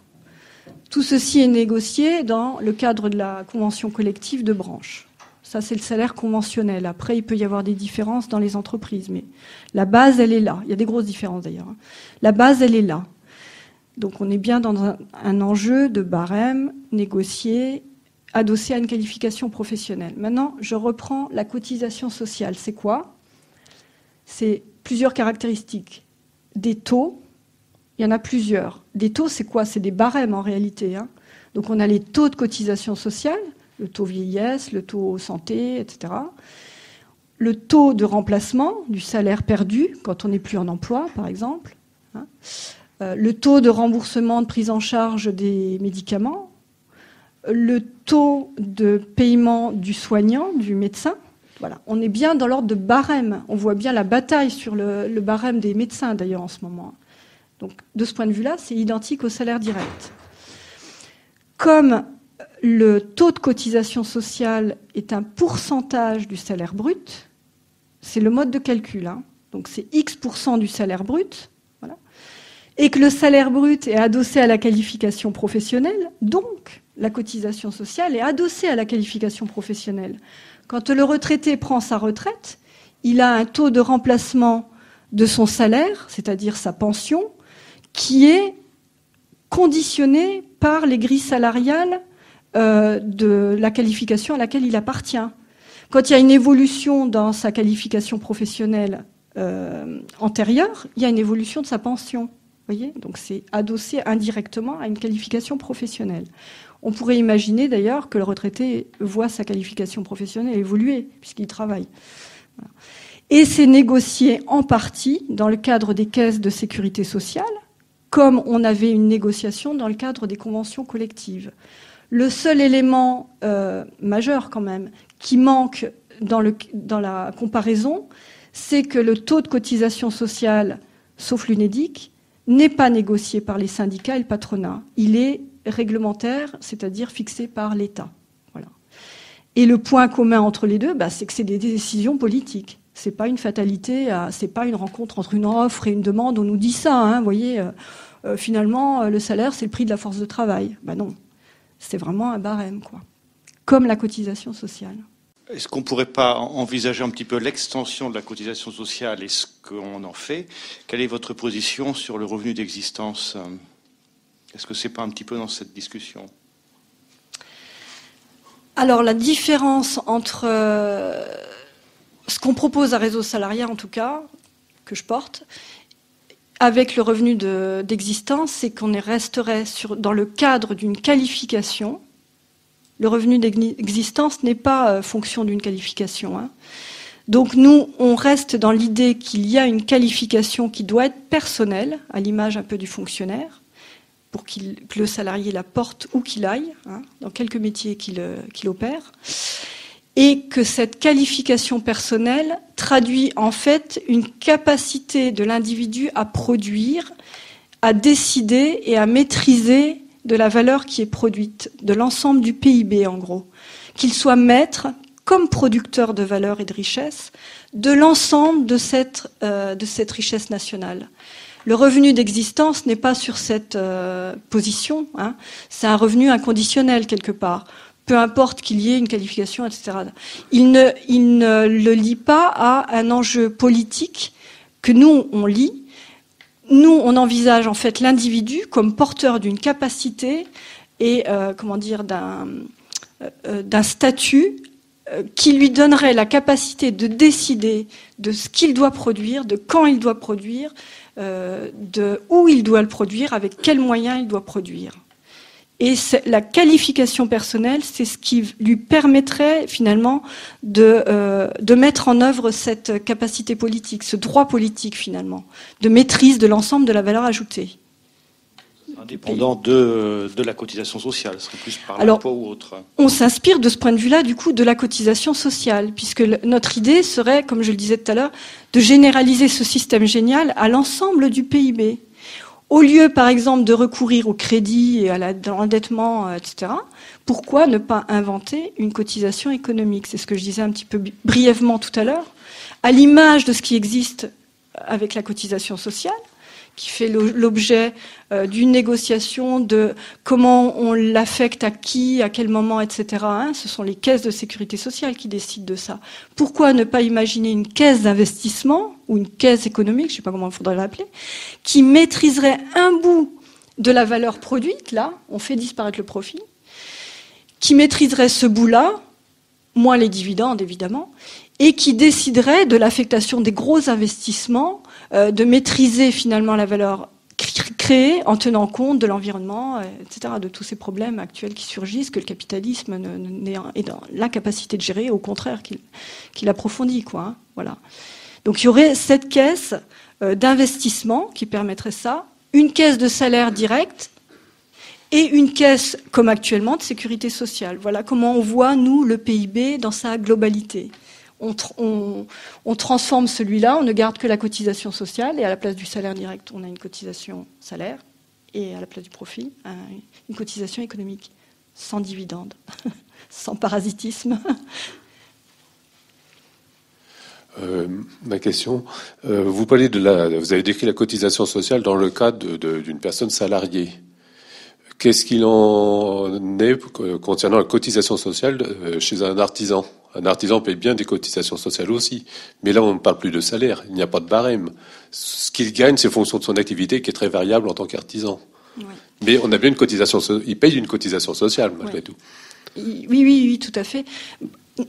Moi, je fais pas vraiment de différence. Pour moi, l'indépendant et le salarié, c'est le même combat, en gros, pour moi. Hein. C'est les indépendants, c'est des salariés avec un statut un petit peu particulier qui s'auto-exploite quelque part aussi. Hein.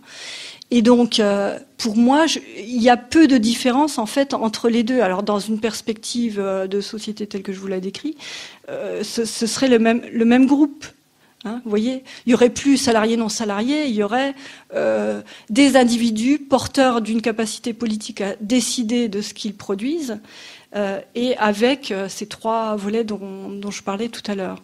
Donc je suis pas sur ce fractionnement indépendant salarié, même si aujourd'hui cette différence existe. Voilà. Je ne sais pas si je réponds à peu près à votre question. Sur le plan idéologique, oui. Après, sur le plan pratique, beaucoup moins. Parce que c'est vrai que vous avez développé un peu la question de la cotisation sociale comme faisant partie d'un salaire. Or, là, on a l'artisan en tant que tel, et le salaire comme quelque chose de fixe, en fonction d'un barème négocié. L'artisan, il n'est pas du tout dans cette configuration-là. Il n'y a rien de négocié. Il a des boulots, l'artisan, je le prends dans le bâtiment ou autre, il a des chantiers, on lui propose quelque chose, il gagne bien, on lui en propose moins, il gagne moins, et il va payer ses cotisations sociales en fonction de ce qu'il déclare. Point. Où se place dans la partie profit?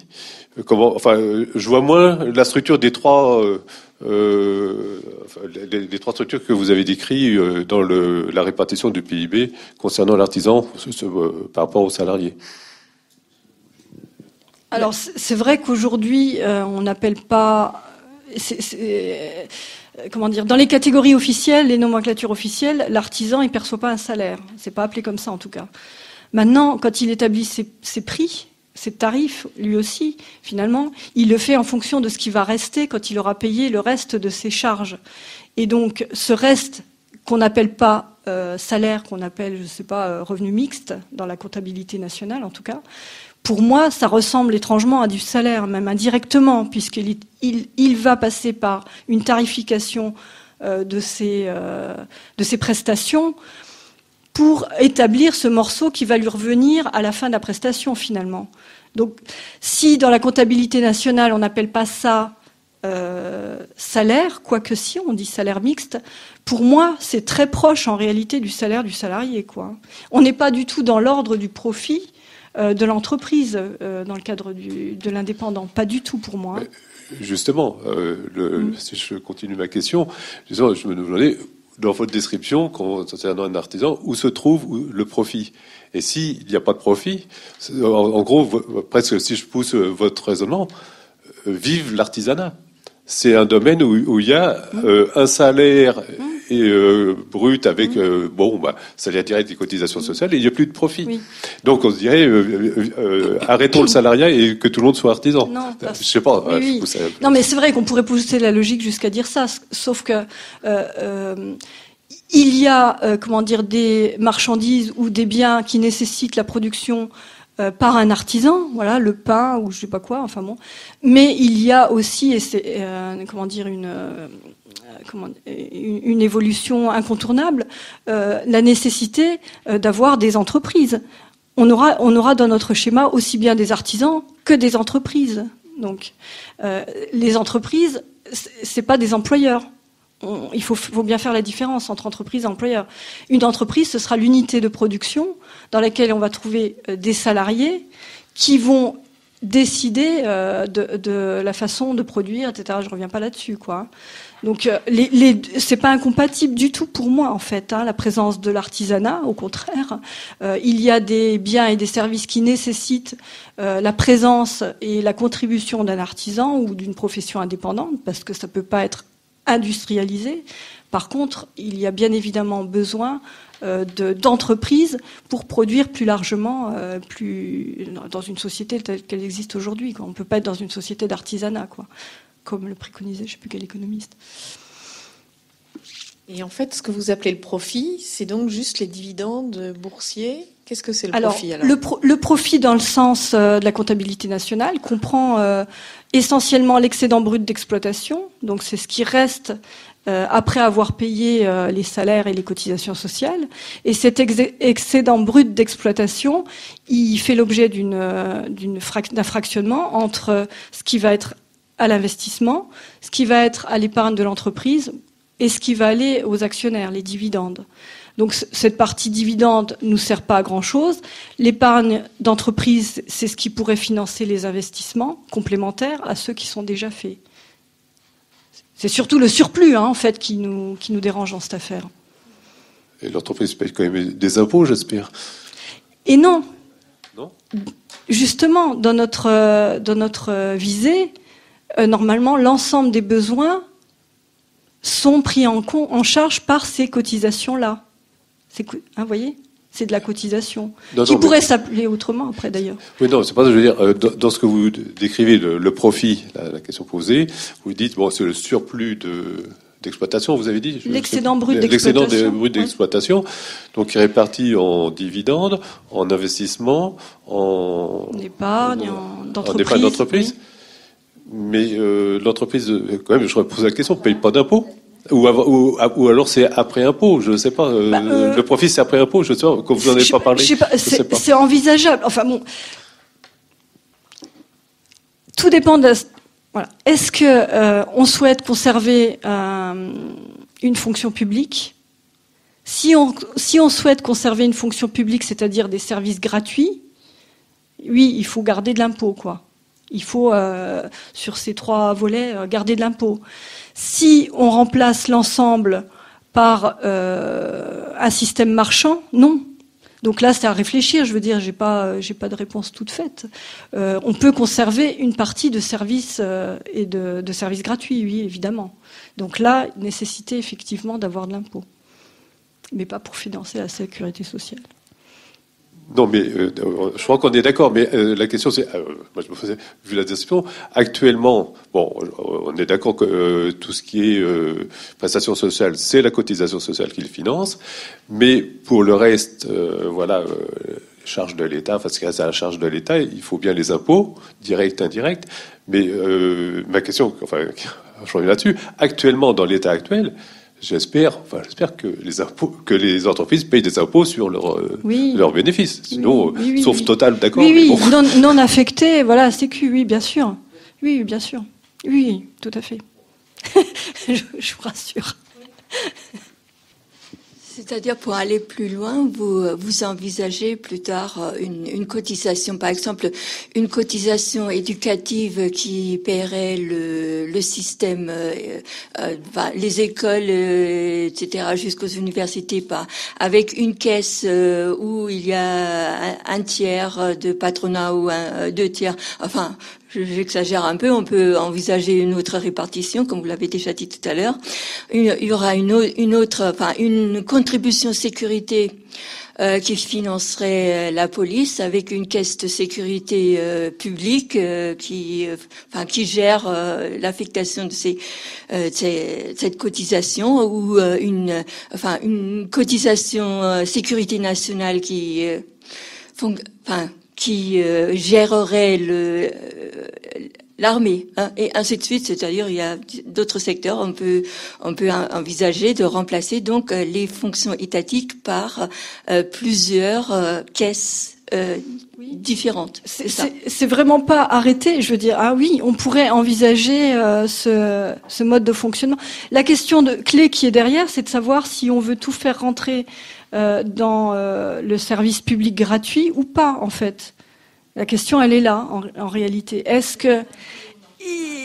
Donc là, moi, je suis absolument pas, spécialiste de ça. Je sens qu'il y a des grosses questions derrière, mais c'est la question de la monnaie, en réalité, quoi, qui se pose derrière. Est-ce que on est dans l'ordre du gratuit partiel, voilà, ou non?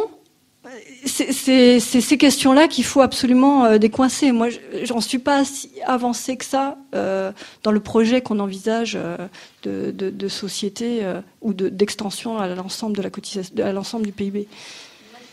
C'est un peu gratuit. Comment ? Oui, mais de ce point de vue-là, moi je vous suis. Oui, tout à fait. Là, j'ai pris des exemples gratuits. Oui, J'ai pas dit, par fait. exemple, on peut aussi imaginer une caisse supermarché, une contribution supermarché, et puis on viendra avec notre carte vitale supermarché pour retirer les marchandises auxquelles on aura droit d'après un barème fixé par notre caisse. Oui, enfin, moi je dirais, c'est la question là. Enfin, c'est intéressant ce qu'elle dit. La question, c'est pas seulement, si on envisage le tout gratuit, c'est aussi la question de la répartition entre ce qui est dans ce qui est gratuit, dans ce qu'on envisage comme gratuit, de ce qui sera pris en charge par une des caisses spécialisées. Actuellement, on est sur les sociales, retraite, chômage. Mais est-ce qu'on envisage est-ce que c'est mieux de s'orienter vers des caisses spécialisées pour tout ce qu'on aimerait avoir accès gratuitement, ou est-ce que, et à ce moment-là, on diminue l'impôt global, puisqu'il sera de moins en moins utile, ou est-ce qu'on veut garder l'impôt non dédié pour un certain nombre de services de l'État qu'on considère comme gratuits. Je pense par exemple au fait que sans être gratuit, un certain nombre de services avant étaient nationalisés. Je pense au transport, à la SNCF, à la Poste, etc., qui permettaient d'avoir des tarifs quand même contrôlés et accessibles à peu près à tout le monde. On peut très bien envisager des transports gratuits financés par les impôts généraux. L'impôt global. Oui. Ou bien faut-il envisager, comme elle le dit, une caisse spécialisée de transport, et on a notre carte vitale transport, comme tu l'as dit. Alors, donc c'est pas seulement un problème, est-ce qu'on veut tout gratuit, c'est qu'est-ce qu'on rend gratuit par l'impôt global ou par des cotisations spécialisées. Et qu'est-ce qu'elle mieux, ça je sais pas. Qu'est-ce qu'elle peut. Moi j'avoue que je suis pas en capacité de répondre. Disons que de façon pratique, je vois mal une grosse caisse qui gère l'ensemble des services gratuits, en gros, quoi. Je verrais plutôt quelque chose de fractionné pour une question d'efficacité de gestion, mais c'est pas c'est une vision tout à fait personnelle et absolument pas arrêtée, quoi. C'est intuitif, disons. Comme il existe aujourd'hui des ministères, en gros, parce que c'est difficile de tout gérer quelque part, quoi. Donc, mais peut-être que c'est mieux d'unifier. Enfin, il y aurait quand même homogénéité de la façon de gérer le truc, quoi. Après, je vois mal concrètement la mise en œuvre de ce truc-là, quoi. Je le verrais vraiment plutôt fractionné, mais c'est tout à fait pas du tout arrêté là. Je vous avoue que c'est peut-être plus simple de taxer le capital par l'impôt que par les cotisations. Alors là, on revient au capital. Donc, on est dans notre situation actuelle. Et moi, je pense, encore une fois, que ça revient à notre discussion de tout à l'heure. Hein. C'est-à-dire qu'on prélève la CSG sur l'ensemble du profit, par exemple, ou qu'on prélève la CSG ou tout autre impôt sur le capital, ou qu'on le prélève sur les dividendes. Dans tous les cas, on confirme le profit, le capital, le dividende. Vous voyez ? Donc pour moi, c'est une régression. Même si c'est, spontanément et intuitivement, les opposants, ils disent ça, ils disent qu'il faut taxer le capital. Ils sont dans une visée défensive, pas du tout offensive, très défensive. Et en plus, je trouve qu'on se flingue les pieds, c'est-à-dire qu'on confirme le système tel qu'il existe. C'est pire encore de taxer les dividendes que de taxer le profit, parce que ça veut dire qu'on confirme l'intérêt des dividendes. On ne les remet pas en cause quelque part, vous voyez. Donc pour moi, ce serait une erreur fondamentale de dire ça. Mais on l'a entendu, oui, pendant la réforme des retraites, ça. C'est pollueur-payeur, quoi. Mais non, il ne faut pas être défensif, il faut être offensif. Pourquoi privilégier l'impôt sur le capital ou sur les dividendes, etc. Pourquoi ne pas augmenter la cotisation sociale ? En volume, on en revient. Le problème, il est réglé, je veux dire. Le problème, il est réglé. Et en plus, on marginalise le profit, le capital, etc. Vous voyez ? Je me fais comprendre ? Il y a des revenus qui ne sont pas touchés par la cotisation sociale, ou mal. L'assiette n'est pas la même pour tous les types de revenus. Alors, je reviens sur ce que je disais tout à l'heure. Le mode de calcul de la cotisation sociale, c'est en pourcentage du salaire brut, mais c'est retiré de l'ensemble du PIB. C'est pas, quand on dit cotisation patronale, c'est pas retiré du profit, c'est retiré de l'ensemble du PIB. C'est une erreur de dire cotisation patronale ou cotisation salariale. Non, je parlais plutôt des revenus de placement. Mais même, c'est pareil, je veux dire. On est bien dans la répartition primaire. Ça, c'est fondamental. Dans la répartition première, il faut absolument retenir cette expression-là. Pourquoi ? Parce que la cotisation sociale, elle est ni retirée du salaire, ni retirée du profit, ni retirée des placements, ni retirée des dividendes, ni retirée, etc., etc. De la composition de ces deux parties-là. Elle n'est pas retirée de ça. Elle est retirée de la globalité du PIB. Par contre, si on prend l'impôt, c'est là où on va retirer un bout ou du capital ou du dividende ou du profit ou du salaire direct. Et là, oui, si on passe à une fiscalité, il faudrait revendiquer dans ce cas-là une fiscalité que sur le capital, que sur l'impôt, que sur les placements. C'est ce que demande la CGT. Elle va revendiquer dans les mois qui viennent une CSG qui ne soit plus prise sur le salaire direct, mais qui soit prise que sur le capital. Mais elle le confirme. Elle est défensive. Pourquoi est-ce qu'elle ne revient pas à la cotisation sociale ? Incompréhensible pour moi. Parce qu'en volume, ça peut être la même chose. C'est exactement la même chose. Elle est dans la visée de la sanction. Alors je reviens, moi, un peu. En somme, je comprends. L'ennemi, c'est le profit. Donc, je reviens à l'artisan ou l'artisanat. Et au fond, il n'y a pas de profit. Il y a une production, il y a des bénéfices, il y a une cotisation sociale. Vous m'avez dit, oui, mais on peut pas tout faire par le biais de l'artisanat. On est bien obligé d'avoir des entreprises pour un certain nombre d'activités. Mais à ce moment-là, ça dépend quel type d'entreprise. Une coopérative, un système coopératif, c'est bien une entreprise, mais il n'y a pas de profit. C'est tel que je le conçois. Non, très bien. Et à ce moment-là, pourquoi on remonte pas donc à la base, l'artisan, individuel ou avec 2-3 personnes, et de façon plus importante, l'entreprise coopérative avec, pas de profit. Et le problème, il est réglé. Tout à fait. Non, mais après les statuts d'entreprise sont tout à fait fondamentaux, évidemment. Le système de la coopérative, il est génial, sauf qu'il se heurte et il se confronte à la situation de mise en concurrence qui existe aujourd'hui. Donc c'est pour ça qu'il galère. Les éditions du Croquant, c'est une coopérative qui a beaucoup de mal à survivre. En plus, ils font des livres engagés, etc. Mais ça, c'est une solution tout à fait intéressante à creuser, quoi. La coopérative, pour moi, c'est un système tout à fait intéressant, oui, bien sûr. Se débarrasser de l'entreprise employeur, pas de l'entreprise avec son statut de coopérative. Pour moi, l'entreprise, c'est l'unité qui va produire avec un entrepreneur derrière. Voilà, tout à fait. Et le statut est tout à fait intéressant, celui de coopérative. Je suis tout à fait d'accord avec ça, oui, bien sûr. Oui, moi, je voulais poser la question, pour quelles raisons les syndicats ne parlent pas d'une augmentation des cotisations. Moi, je me pose la question. est de deux choses l'une. Et là, vous me direz, de deux choses l'une, soit ils ont complètement perdu le sens, la signification de ce qu'est une cotisation sociale, pourquoi pas. Et deuxièmement, est-ce qu'ils le savent, mais disons que il faudrait qu'il y ait toute une pédagogie derrière d'explication au grand public, qui ne sait pas ce que c'est, qui ne sait plus ce que c'est, j'en fais peut-être partie, et parce que qui dit augmentation des cotisations dit mécontentement populaire. Aussitôt, les employés, enfin tous ceux qui sont touchés par les cotisations, vont dire mais enfin on va pas y arriver, on va engraisser tout un tas de gens qui foutent rien, etc. quoi.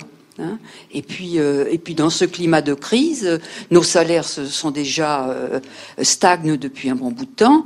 On n'est pas d'accord. Taxons le capital. Non, mais vous avez donné la réponse en même temps à votre question, hein, oui. Il y a une méconnaissance, en tout cas du côté de la population, de ce que c'est que la cotisation sociale. Il y a cette confusion entre le mode de calcul et le lieu du prélèvement, ça c'est évident. Le je cotise qui veut rien dire, voilà. Donc là, il y a une explication de texte à faire qui, malheureusement, n'est pas assez. J'ai pas eu assez de place pour le dire dans l'article du diplôme, mais c'est bon. Bref, il faudrait le faire plus largement, évidemment. Mais du côté des syndicats, c'est pas du tout pareil de mon point de vue. Hein. Moi, je pense que les dirigeants des syndicats sont au courant, savent ce que c'est que la cotisation sociale. En même temps, ils savent très bien que la base risque de mal réagir si on leur dit ça. Mais c'est aussi quelque part leur rôle que de faire de la pédagogie sur ça. Plus que leur rôle même, je veux dire, c'est leur devoir, quoi, de faire de la pédagogie là-dessus. Donc, alors, nous, on intervient au réseau salarié, on intervient beaucoup auprès de la CGT de Sud, plutôt de la base. Quand je dis la base, c'est les unions locales, quelques unions régionales. Moi, je suis intervenue à l'UGICT, il y avait des gens qui siègent à la Confédération et dans les discussions sur les retraites, qui nous suivent. Mais il y a quelques têtes qui ne veulent pas aller sur ce terrain-là pour l'instant. Voilà. Donc, je pense que vous avez en grande partie la clé de réponse dans ce que vous dites. Hein. Voilà. Et il y a une chape de plomb, c'est évident. Dans les médias, on n'entend jamais parler de la cotisation sociale d'un point de vue positif. Hein. Voilà. Donc, dans les médias, on dit effectivement, je cotise, j'ai des droits. Je ne cotise pas, j'ai pas de droits. Voilà. Hein, voilà. Faut rappeler les ayants droit. Faut rappeler la retraite de réversion. Voilà. Donc, il n'y a pas besoin de cotiser pour percevoir les prestations issues de la cotisation sociale, et c'est tant mieux.